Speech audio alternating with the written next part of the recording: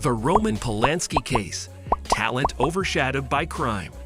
Ever imagined a family so wealthy their fortune could rival the GDP of a small nation?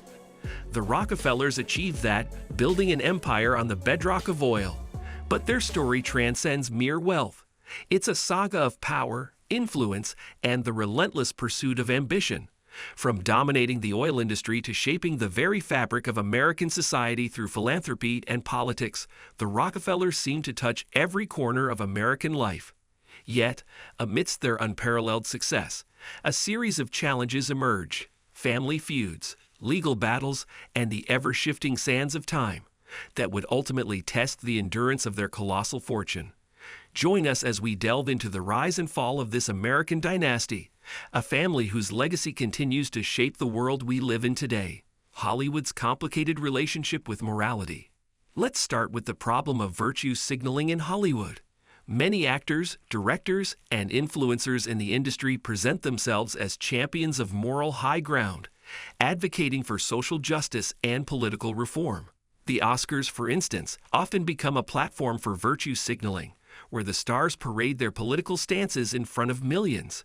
However, when you take a closer look, you start to realize that the moral consistency of these stances is often absent. It's easy to demand societal change and public accountability when it's trendy, but what happens when the issue hits closer to home?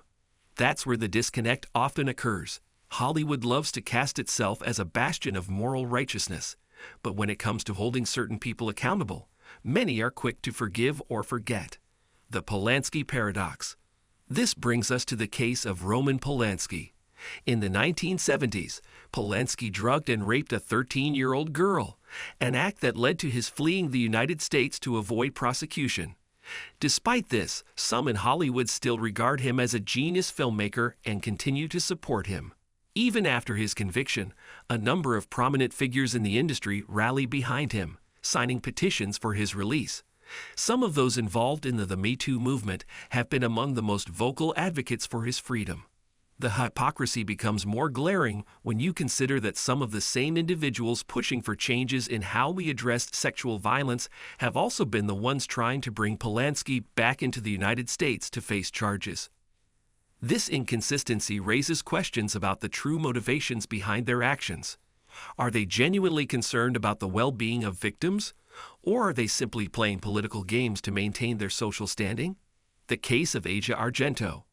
One of the more puzzling aspects of this situation involves Asia Argento, a well-known actress and activist who became one of the loudest voices against Harvey Weinstein. Argento had previously been a victim of Weinstein's sexual abuse, but later she came under scrutiny after her support for Polanski's petition became public. Despite her own experiences with abuse, she signed the petition to free a man who had committed a similar crime.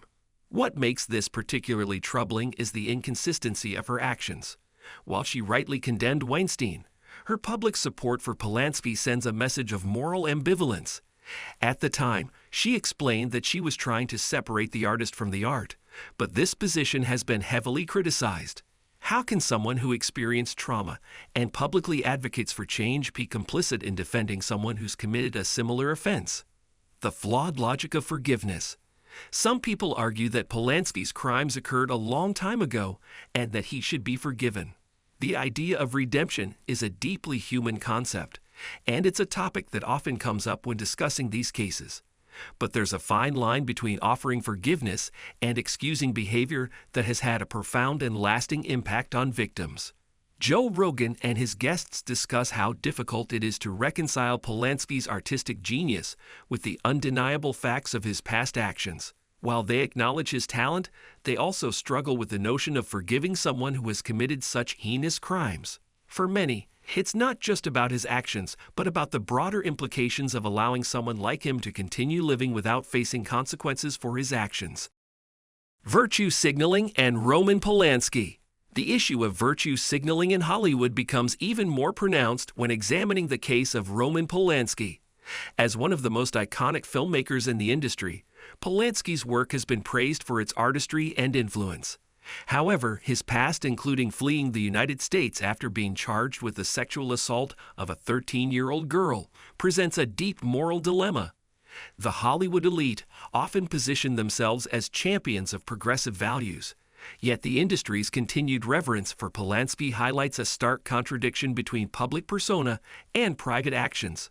The Hollywood establishment, which frequently engages in virtue signaling about issues like social justice and women's rights, continues to celebrate Polanski's achievements while conveniently overlooking the severity of his criminal history.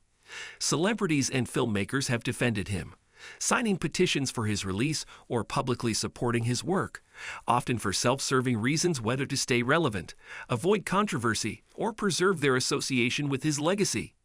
The case of Polanski exemplifies Hollywood's tendency to prioritize image over ethical consistency, where protecting a celebrated figure's career takes precedence over holding him accountable for his actions. The political landscape and Polanski's legacy. In Hollywood, political leanings often define how individuals are treated, and Polanski's case fits into this larger narrative of how the industry navigates moral and political issues. Hollywood, known for its liberal stance, sometimes finds itself in a bind when it comes to reconciling progressive values with the actions of its elite. Polanski, a convicted sex offender who remains revered by many in the industry, underscores this tension.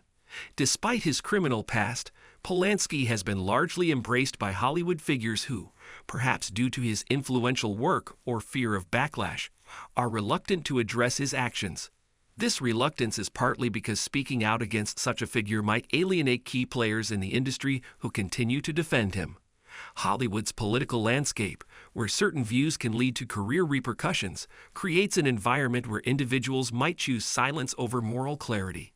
This pressure to conform to the status quo is especially evident in the case of those who defend Polanski despite his actions. The real-world impact. In the real world, people have to reconcile the decisions they make, both in their personal lives and their professional lives. Hollywood, on the other hand, has built an environment that encourages people to make decisions based on how they will be perceived rather than what is ethically or morally sound. It's a world where appearances matter more than integrity, and this is a problem that needs to be addressed. The idea that Hollywood can hold itself as a moral authority while allowing people like Polanski to be revered is a glaring contradiction. It's a world where people are more concerned with being liked than with being consistent in their values. And this behavior is not just limited to celebrities, but extends to the fans and industry insiders who support them. Thanks for tuning in. The Trump children's future remains uncertain, but their influence is undeniable. Will they rise to the occasion or falter under pressure? Only time will tell. Don't forget to like, subscribe, and comment below with your thoughts. See you in the next video.